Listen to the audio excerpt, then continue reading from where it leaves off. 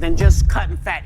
You're giving people information that they should not have because they're not the people whose information it is. So our American democracy, a man who grew up in South Africa during the apartheid era, benefited from apartheid. And apartheid is the very antithesis to our American democracy. I actually think that Trump's doing something strategic by having Elon own this, because it's going to get less and less popular when people see that things they like are being taken away. And he's going to blame Elon. This relationship isn't going to last. Listen, that's what he's doing with all of these people. Welcome, Patriots. And today we are going to expose DeVille's hypocrisy and show that Elon Musk is daring to challenge Washington's corrupt system. So get ready for a sharp analysis behind the attacks from the left. See how Elon Musk defends his critics and his mission to reform the government, and the truth, for sure, will certainly surprise you. This conference in the Oval Office to defend himself against critics who say he should not have the power to gut the federal agency. Your detractors, Mr. Musk, What? including a lot of Democrats, say that you're orchestrating a hostile takeover of government and doing it in a non-transparent way. The people voted for major government reform. There should be no doubt about that. That was on the campaign. The president spoke about that at every rally. Is there any sort of accountability check and balance in place that would provide any transparency for the American people? Well, all of our actions are fully public.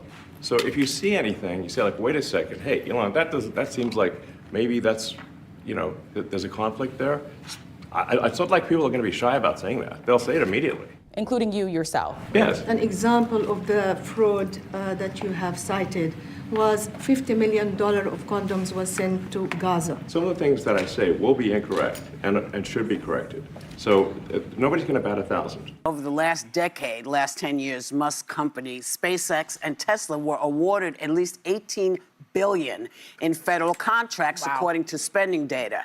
And since the president's election, his net worth has increased $64 billion, or nearly 25%. So, yeah, I'm going to say, you want to cut something? Cut some of the stuff you're taking out. What we see here, as always, it's a desperate attempt by the left to discredit Lamas, who is exposing the inefficiency and corruption of the government. And what you really liked is the transparency that will bring. So, fasten your seatbelts and get ready to see the left freak out, faced with so many truths and... There's fat everywhere, and yes, we'd all like to see less of it. But what you're doing is a lot more than just cutting fat. You're giving people information that they should not have because they're not the people whose information it is. And nobody elected you. Point Whoopi about all these government contracts, the billions of dollars that his companies have, his 6 companies have with the U.S. government. What is also very interesting is the cutting that he has done with the federal agencies. Those very same agencies have 32 continuing investigations, complaints, or enforcement actions against his companies. Those are the agencies and the people that he is cutting. So all of it is inuring to his benefit. And what is really rich to me, again, is that he is not elected, and he is talking about our American democracy. A man who grew up in South Africa during the apartheid era, benefited from apartheid, and apartheid is the very antithesis to our American democracy, because in South Africa today, there is, 81% of South Africans' population are Black Africans. Yet only 4% of those Black Africans own the land. This is the person that's supposed to be teaching us about democracy. Well, ironic to see the deviation, right? Criticizing Musk's contracts while ignoring billions, wasted on unproductive and futile projects, and resources by corrupt governments. Musk is eliminating unnecessary waste, while they staunchly defend the current system. And the hypocrisy you're about to see is absolutely glaring. Get ready to see how the media is trying to mislead and deceive you with blatant lies about the visionary entrepreneur, Elon Musk, However, in this segment, we are going to expose all of them. The main thing he leaned into was he kept saying, this is all public record. We're super transparent, and that there's nothing that's been more transparent before. He told us if you go to the Doge website, well, first of all, he said in that press conference, you can go to the Doge on X, which he owns. So that's part of the problem here. The first things you can do is buy a meme coin, T-shirts and hats. I couldn't find, and I literally looked for any piece of data that could be portrayed as some transparency. He has one debt chart that's a graph. And I'm like, okay, we already knew we had problems with our debt. Where's the new information? No clickable links, nothing. So when he says it's public, I'm not sure what he means. And just because someone's speaking a lot, I heard someone last night that was talking when Alyssa was on CNN about, hey, this president keeps grabbing the mic. He's talking to us all the time. Remember when Biden didn't do that? It matters what you say, not how often you talk. When you're on the air and you're saying these things, the one thing that came from Doge was that miscalculation that you just mentioned, a massive one of the 50 million condoms in Gaza. Well, that went out, and then he said in that it needs to be corrected. I haven't heard anyone going out on the airs and blaring out there to be corrected. It's already living out in the ether. So you gotta be transparent with actual data, information, and facts. We don't need you to bat 1,000. Somewhere even half of that would be nice. But they lie all the time.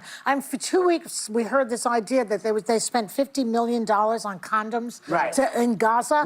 It's not even Gaza in the Middle East. It's Gaza in Mozambique. They didn't even know that. And the number was wrong, too. And then he goes on, Elon Musk goes on and said, well, I made a mistake. Meanwhile, you perpetuated the lie for the past 2 weeks, just like they did about these Haitians eating cats and dogs. That there's a meme going around that I have to show. Look at this. Show that picture of the boy in the office. This is little kid, he's adorable, little Elon Musk's son, saying, little X saying to Donald, why are you sitting in my daddy's seat?